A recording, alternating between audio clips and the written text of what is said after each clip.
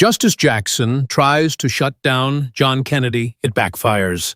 The marble halls of the Supreme Court carried a weight that could silence even the boldest voices.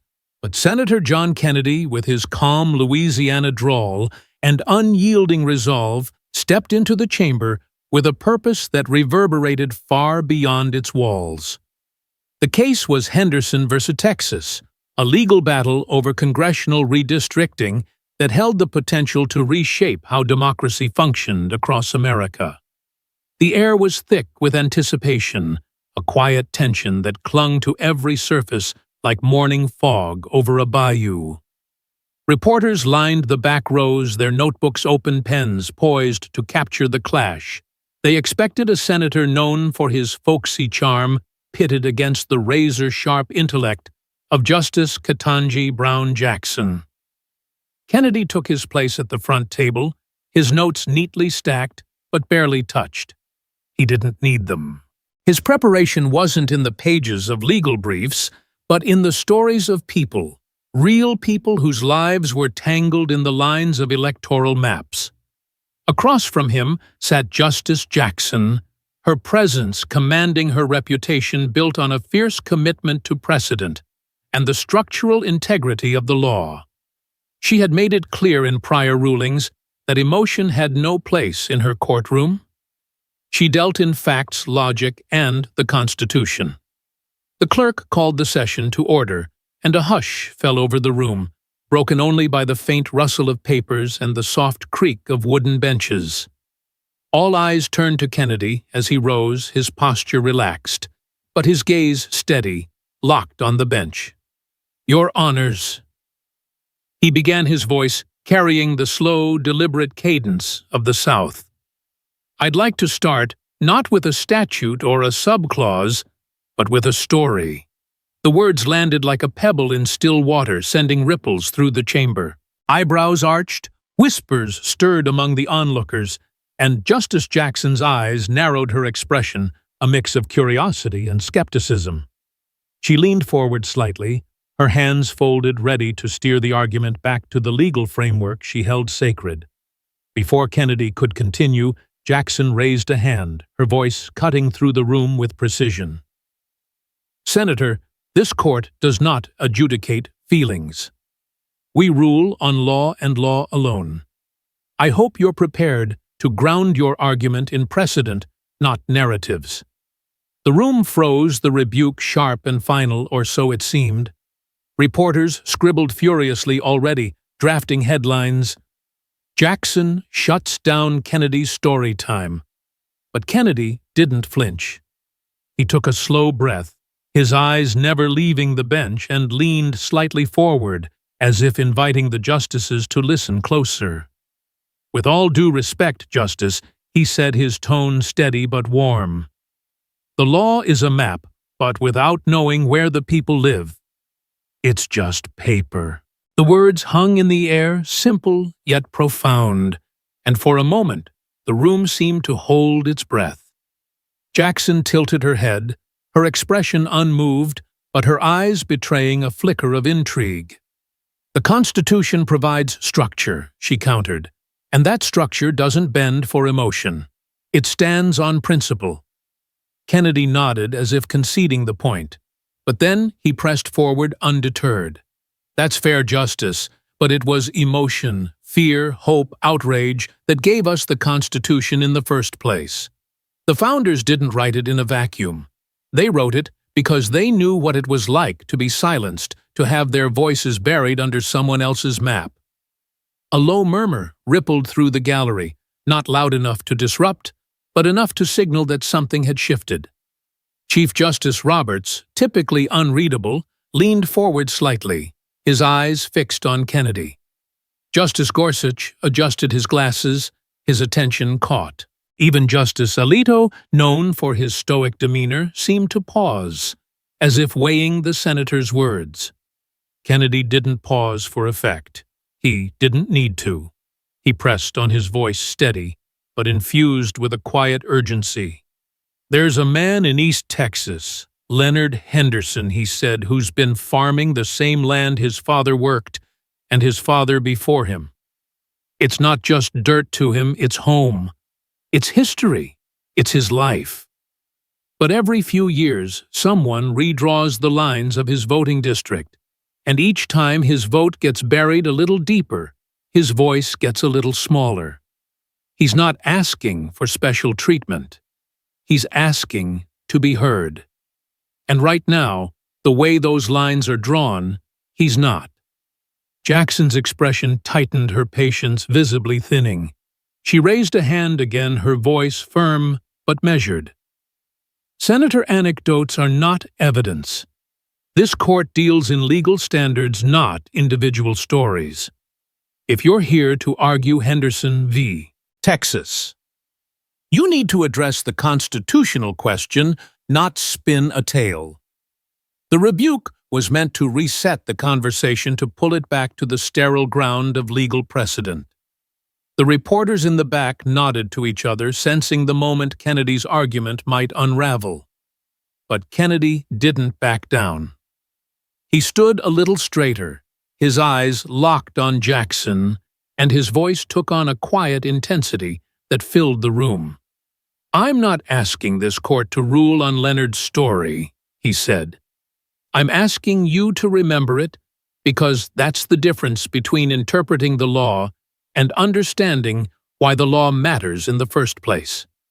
The silence that followed was different now, not the tense quiet of anticipation, but the heavy stillness of realization. The justices shifted in their seats, some subtly, others more noticeably. Justice Kagan, known for her pragmatic approach, scribbled something in her notebook, her brow furrowed in thought. Justice Barrett glanced at her colleagues, her pen hovering over her notes.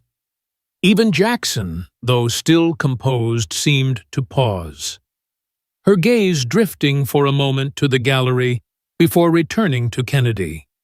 He had done something rare. He had made the room feel the weight of a single life, not as a distraction, but as the heart of the case. He wasn't grandstanding or pandering. He was anchoring the abstract legal debate to a truth that couldn't be ignored. People are more than numbers on a map. Kennedy pressed forward, sensing the shift, but not lingering on it. "Leonard's not alone," he continued. "There's a town called Jasper not far from where he lives. Used to be part of one voting district, a community that shared schools, churches, markets. Now it's sliced into 3. A grandmother votes at one polling station, her son at another, her granddaughter at a third, all on the same street. Those lines don't follow rivers or roads. They follow outcomes drawn to tip the scales before a single ballot is cast." He paused, letting the image settle. "That's not redistricting. That's dividing lives." Justice Gorsuch looked up, his voice cutting through the quiet. "Do you have that division map?"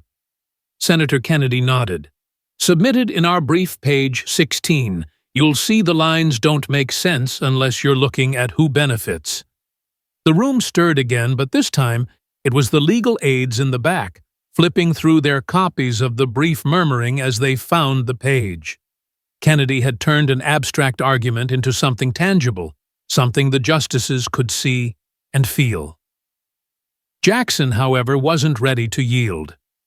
"Senator," she said, her voice cool but firm, "you're implying intent, but gerrymandering claims require evidence, not stories. This court has ruled on such cases before. What makes this different?" Kennedy met her gaze unflinching. "What makes it different is that we're not just talking about numbers or algorithms. We're talking about patterns. Patterns that keep carving out the same communities over and over until their voices are so scattered they can't be heard. That's not a mistake, Justice. That's a strategy." The weight of his words settled over the room, and for the first time, Jackson didn't respond immediately. Her eyes flicked to her notes, then back to Kennedy, as if recalibrating her approach. The other justices were watching now, not just Kennedy, but each other, as if sensing that this argument was about to take a turn no one had anticipated. Chief Justice Roberts cleared his throat, a a subtle signal that the discussion was far from over. "Senator," he said, "you're suggesting we consider the human impact of these maps, not just their legal structure. That's a significant shift." Kennedy nodded, his voice steady but earnest.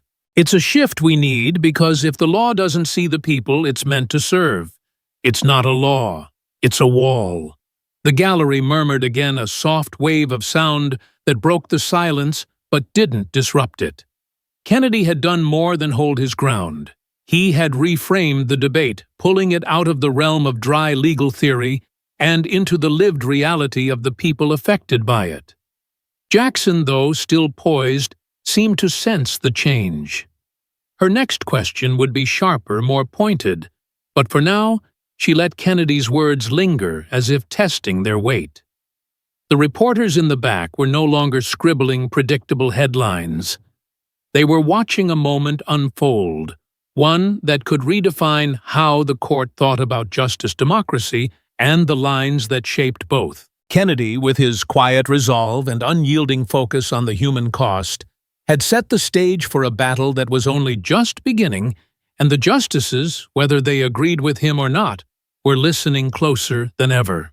The Supreme Court chamber, with its towering columns and heavy silence, seemed to tighten as Senator John Kennedy stood his ground, his calm Louisiana drawl cutting through the tension like a steady river through stone. The Henderson versus Texas case had already stirred the room, but now the stakes were climbing higher. Justice Ketanji Brown Jackson, her gaze sharp and unyielding, leaned forward, determined to keep the argument tethered to legal precedent. She had made it clear this was a court of law, not a stage for storytelling. But Kennedy, undeterred by her earlier rebuke, was ready to push the debate further, not with grand gestures, but with the quiet power of truth, rooted in the lives of ordinary people.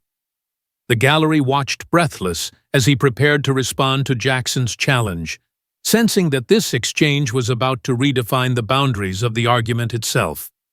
Kennedy adjusted his stance, his eyes sweeping across the bench, before settling on Jackson. "Justice," he began, his voice steady, but carrying a weight that drew every ear in the room. "You asked for evidence, not stories. Fair enough. But evidence isn't just numbers on a page or lines on a map. It's the pattern of what those lines do to people over and over again." He paused, letting the words sink in, then continued. "Take Jasper, a small town in East Texas. One community, one history, one set of schools and churches. A place where folks know each other's names and share the same struggles. 10 years ago, Jasper was part of a single voting district. Today, it's carved into 3. A grandmother votes at one polling station, her son at another, her granddaughter at a third, all living on the same street, not half a mile apart. Those lines weren't drawn to follow geography. They were drawn to divide, to scatter voices, so they can't add up to anything that matters." The room stirred a faint rustle of papers and whispers from the legal aides in the back. Justice Gorsuch, his brow furrowed, leaned forward. "Senator, do you have documentation of this division?" Kennedy nodded, his expression calm but resolute. "It's in our brief, page 16, Your Honor. The map shows it clear as day, lines that twist and turn, not around rivers or highways, but around outcomes. You don't need a law degree to see who benefits when a community's vote is split 3 ways." Gorsuch flipped through his copy of the brief, his eyes scanning the page, while Chief Justice Roberts, usually a mask of neutrality, tilted his head, his attention sharpening. Justice Kagan, scribbling in her notebook, glanced up, her expression betraying a flicker of curiosity. Even Justice Alito, often detached, seemed to pause, his hand resting on his chin, as if weighing the senator's words. Jackson, however, wasn't ready to let the argument drift into sentiment. Her voice cut through the room, precise and measured. "Senator, you're implying gerrymandering, a claim this court has addressed before. In Rucho versus Common Cause, we ruled that partisan gerrymandering is a political question, not a judicial one. Are you asking us to revisit that precedent based on a single town's story? Her question was a challenge, a demand for Kennedy to anchor his argument in legal ground or risk losing the room. But Kennedy didn't hesitate. "I'm not asking you to rule on Jasper alone," he said, his voice steady but infused with urgency. "I'm asking you to see the pattern. Jasper's not an outlier, it's a symptom. Across Texas, across the country, communities like it are being sliced up, not once, but every cycle, until their voices are so scattered they're barely a whisper. That's not politics as usual. That's a strategy to silence." The gallery murmured again, a soft wave of sound that rippled through the back rows. Kennedy pressed forward, sensing the moment. "Look at the numbers, if you want evidence," he said. In the last 3 redistricting cycles, districts with cohesive communities, shared schools, churches, histories have been redrawn at a rate 3 times higher than others. The lines always bend just enough to carve out the votes that might challenge the outcome. When you ask who benefits, it's never the voters. It's the map makers. He paused, his eyes moving from Jackson to the full bench. "I'm not saying every line is malicious, but when the same communities get fractured again and again, you don't need a smoking gun to see intent. You just need a map." Justice Kagan. Her pen still for the first time looked up. "Senator, you're suggesting we consider the cumulative impact of these divisions, not just a single instance. That's a shift from how we've approached redistricting cases." Kennedy nodded, seizing the opening. "It is your honor, because the current approach lets intent hide behind math. We've got algorithms now, fancy software that can draw 1,000 maps in a minute. But no algorithm asks what it feels like to have your vote diluted, your community erased. That's where the law has to step in, not to fix every line, but to say there's a limit to how far you can stretch fairness before it breaks." Jackson's expression tightened, her patience tested, but her composure intact. "Senator," she said, her voice cool but firm, "feelings don't draw district lines. The Constitution sets standards: equal protection, 1 person, 1 vote. If we start injecting community sentiment into every map, we risk undermining the structure that holds democracy together." Kennedy met her gaze, unflinching. "Maybe justice. We should be asking where you don't draw those lines. If a map splits a community that's been whole for generations, same schools, same streets, same struggles, without a good reason, that's not protecting democracy. That's managing it." The words landed with the quiet force, and for a moment, the room seemed to hold its breath. Even Jackson, poised as ever, paused, her eyes flicking to her notes as if searching for a counterpoint. Chief Justice Roberts cleared his throat, his voice measured but probing. "Senator, you're asking us to consider the continuity of communities, schools, churches, local ties in how we evaluate these maps. That's a significant departure from precedent, which focuses on population and equal representation." Kennedy nodded, his tone earnest. "It is Chief Justice, but equal representation isn't just about numbers. It's about making sure the system doesn't drown out the people it's supposed to serve. When you slice a town like Jasper into 3 districts, you're not just dividing votes, you're dividing lives. A family's church, their school, their market, those aren't just dots on a map. They're the threads that hold a community together. Break those threads, and you're not redistricting. You're unraveling." The room felt the shift. Kennedy wasn't just arguing a case. He was challenging the court to see the human cost of its rulings. Justice Barrett, usually reserved, scribbled something in her notes, her expression thoughtful. Justice Gorsuch leaned forward again, his question direct. "Senator, are you proposing a new standard for redistricting cases? If so, what is it?" Kennedy didn't hesitate. "A simple one," he said. "Any redistricting plan that splits a cohesive community of interest defined by history, culture, shared institutions without a compelling justification should be presumed unconstitutional. Right now, the burden's on the people being silenced to prove they've been erased. I'm saying the burden should be on the map makers to prove they haven't." The gallery buzzed a low hum of surprise and intrigue. Legal aides flipped through their briefs, whispering to each other as they processed the boldness of Kennedy's proposal. Jackson, however, wasn't ready to concede the point. "That's a broad standard, Senator," she said, her voice sharp but controlled. "How do you define a cohesive community without opening the door to every group claiming unfair treatment?" Kennedy's response was immediate, his tone calm but unwavering.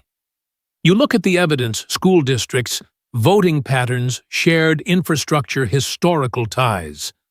When a community lives as one, works as one, votes as one, splitting it apart without cause isn't just careless. It's deliberate. And when it happens, cycle after cycle, it's not an accident. It's a plan." The room fell silent again, but it wasn't.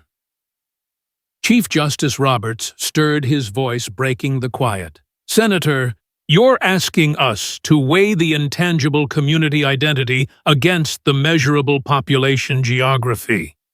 That's a heavy lift for a court bound by precedent." Kennedy nodded, his eyes steady. "It is, Chief Justice. But if the law can't see the people it's meant to protect, it's not a shield. It's a blindfold." The words landed with a quiet power, and for the first time Jackson didn't respond immediately. Her gaze lingered on Kennedy, not in defiance but in contemplation, as if she sensed the argument was slipping onto his terms. The other justices exchanged glances, their expressions a mix of skepticism and intrigue. Kennedy had turned the debate from a technical exercise into a question of justice itself, and the room, whether it agreed with him or not, was now wrestling with the weight of his words. The clash was far from over, but Kennedy had planted a seed, one that would grow in the chapters to come. The Supreme Court chamber, with its solemn air and towering marble, seemed to pulse with a new intensity as Senator John Kennedy stood before the bench, his calm demeanor belying the fire in his words.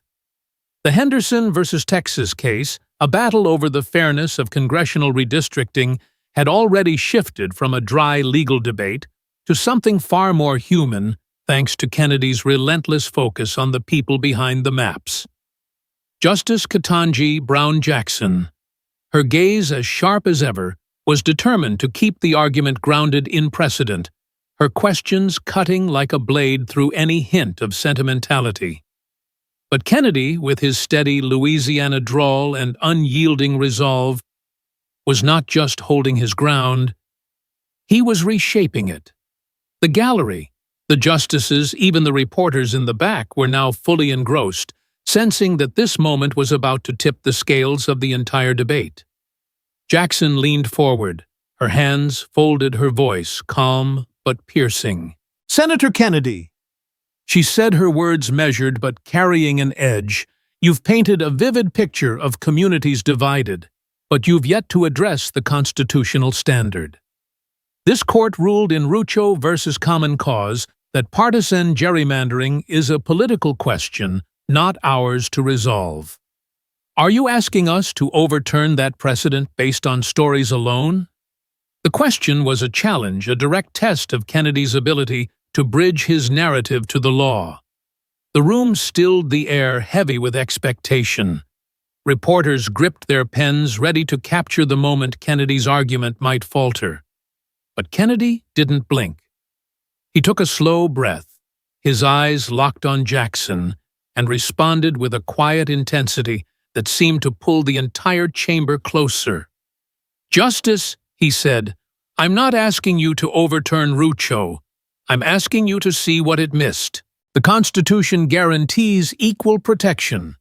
But when a map is drawn to scatter a community's voice over and over, cycle after cycle, that's not politics. That's erosion. And erosion doesn't shout. It just buries." The words landed like a stone in still water, sending ripples through the room. Justice Kagan. Her pen paused, looked up, her expression a mix of pragmatism and intrigue. "Senator," she said, her voice steady but curious, "you're raising a question that goes beyond this case. You're asking whether democracy can survive when its maps no longer reflect its people. That's not just a legal question, it's existential." The gallery stirred, a soft murmur spreading as Kagan's words echoed Kennedy's earlier point, amplifying its weight. Kennedy nodded, his hands clasped, his voice measured but firm. "It is your honor.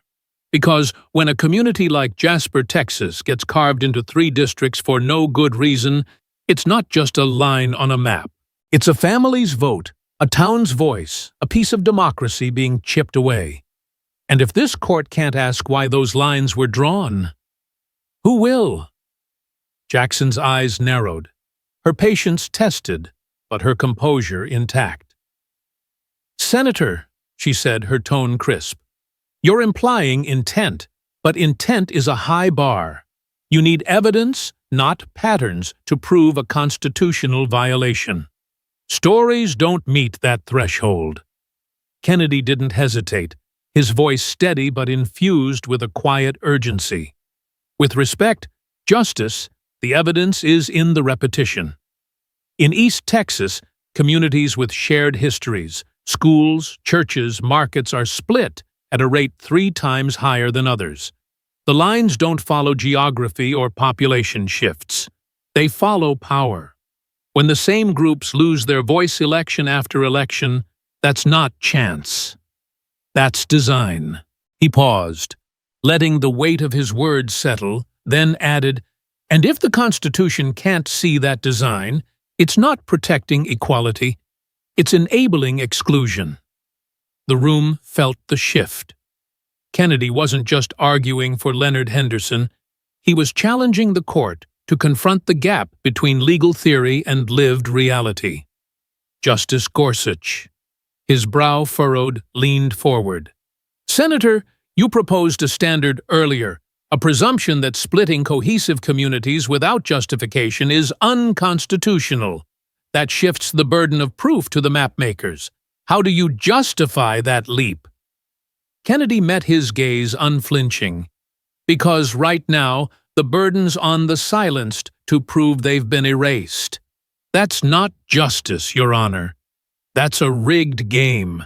If a map fractures a community, same schools, same streets, same struggles without a clear reason, the map makers should have to explain why, not the other way around." The gallery buzzed, a low hum of surprise and intrigue. Legal aides in the back flipped through their briefs, whispering as they processed the boldness of Kennedy's proposal. Justice Barrett, her pen moving swiftly, looked up, her expression thoughtful. "Senator," she said, her voice measured, "you're asking us to weigh intangibles, community identity, cultural ties against concrete metrics like population. That's a challenge for a court bound by precedent." Kennedy nodded, his tone earnest. "It is Justice Barrett, but precedent isn't a wall, it's a foundation.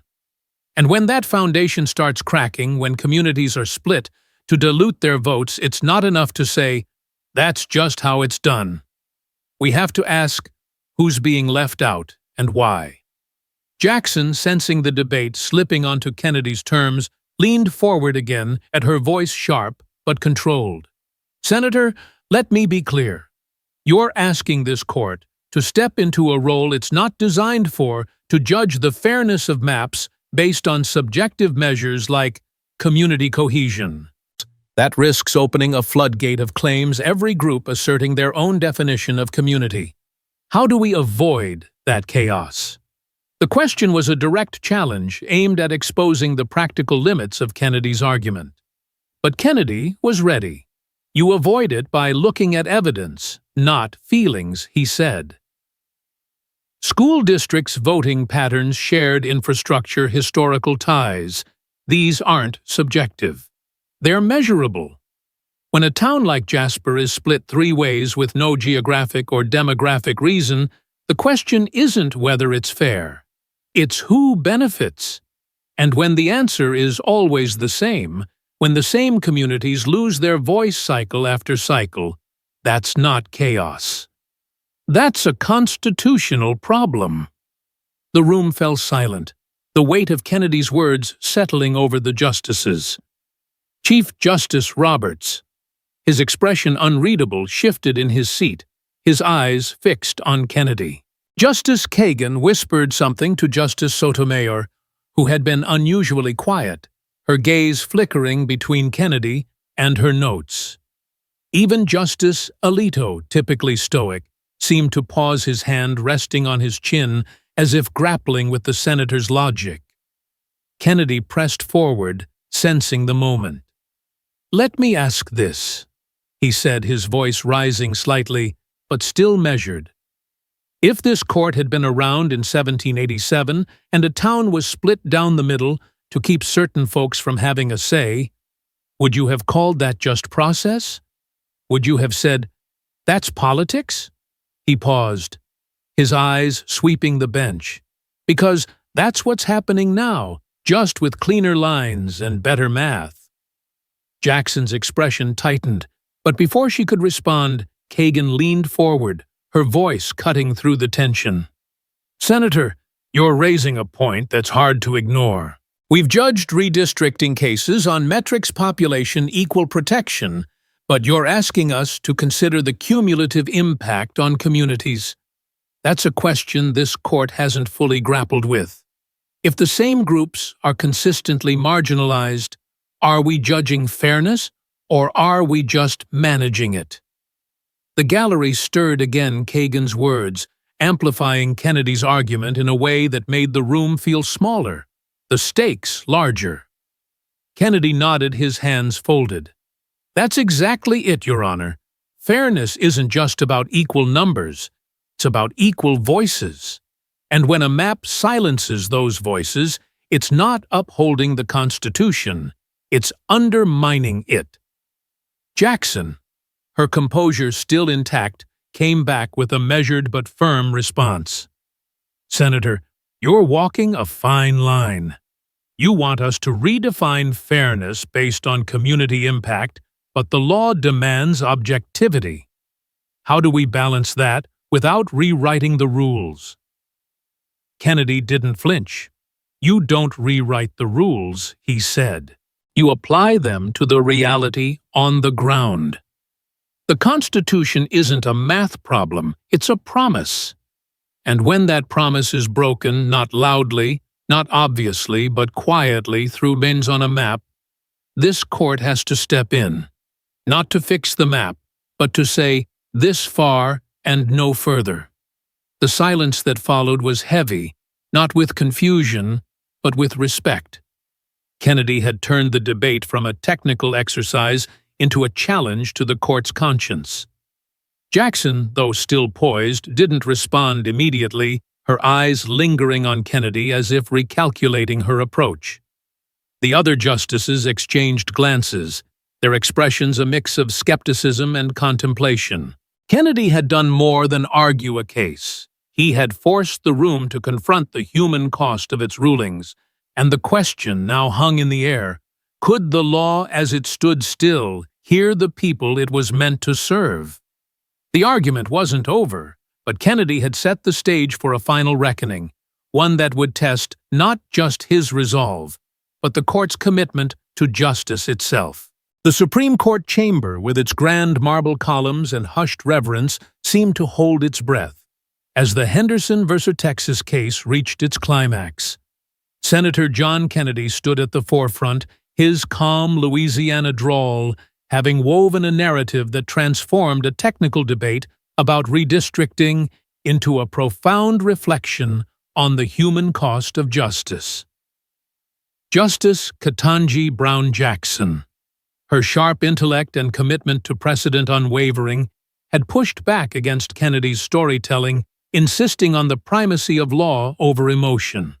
Yet Kennedy's relentless focus on the people behind the map's families like Leonard Henderson's, towns like Jasper, had shifted the room, drawing even the most reserved justices into a deeper consideration of what fairness truly meant. The gallery, the legal aides, the reporters all were riveted, sensing that this moment would not only define the case, but leave a lasting mark on how the court viewed its role in democracy. Chief Justice Roberts, his voice steady and authoritative, prepared to close the session.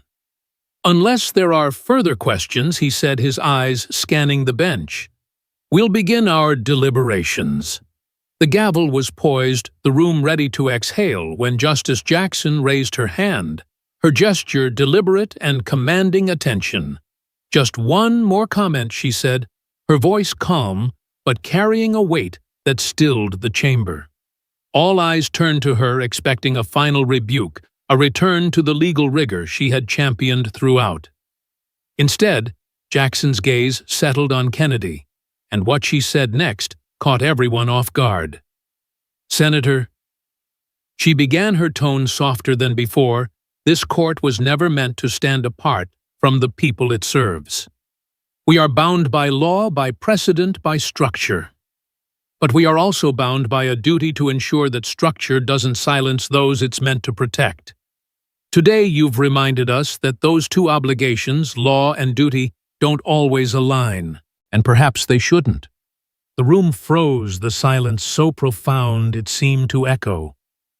Reporters in the back paused, their pens hovering over their notebooks as if unsure whether to trust what they had just heard. Justice Kagan, usually quick with a follow-up, leaned back, her expression one of quiet respect. Justice Gorsuch adjusted his glasses, his eyes fixed on Jackson, while Justice Barrett's pen stilled her notes, forgotten for the moment. Even Chief Justice Roberts, the master of neutrality, seemed to pause, his gaze shifting between Jackson and Kennedy. The senator, for his part, didn't smile or nod in triumph. He simply stood there, his hands clasped, his expression solemn, as if he understood the gravity of what had just happened. Jackson's words weren't a concession. They were a bridge, an acknowledgement that Kennedy's argument had touched something deeper than precedent, something that resonated with the court's purpose. Kennedy took a slow breath, his voice steady but measured as he responded. "Thank you, Your Honors," he said, his eyes sweeping the bench. "That's all I came here to say. Not just for Leonard Henderson, not just for Jasper, but for every community that's been carved up and quieted by lines on a map. I'm asking this court to remember why those lines matter, because they shape who gets heard and who gets erased." He paused, letting the words settle, then added, "If the Constitution is a promise, then it's a promise to listen. And I believe this court is still listening." The simplicity of his closing words carried a weight that filled the room not with drama, but with clarity. He gathered his notes, his movements deliberate, and stepped back from the podium, leaving the justices in a silence that spoke louder than any argument. The gallery stirred, a low murmur spreading as the reality of the moment sank in. Outside, the news alerts were already lighting up. Jackson softens in clash with Kennedy's Supreme Court hears the people in redistricting case. But inside the chamber, the mood was different, not triumphant, not contentious, but reflective. Kennedy had done more than argue a case. He had challenged the court to see the law not as a set of rules, but as a living framework, one that had to bend toward the people it served. Jackson, for her part, had met his challenge not with defiance, but with a rare moment of introspection, acknowledging that the law's structure, while vital, could sometimes obscure its purpose. As the justices rose to leave, their robes rustling softly, The room seemed to hold on to the weight of the exchange. Kennedy's argument hadn't just been about redistricting, it was about whether the system could still hear the voices it claimed to represent. And Jackson's final comment, unexpected, as it was suggested that at least one justice was grappling with that question in a new way.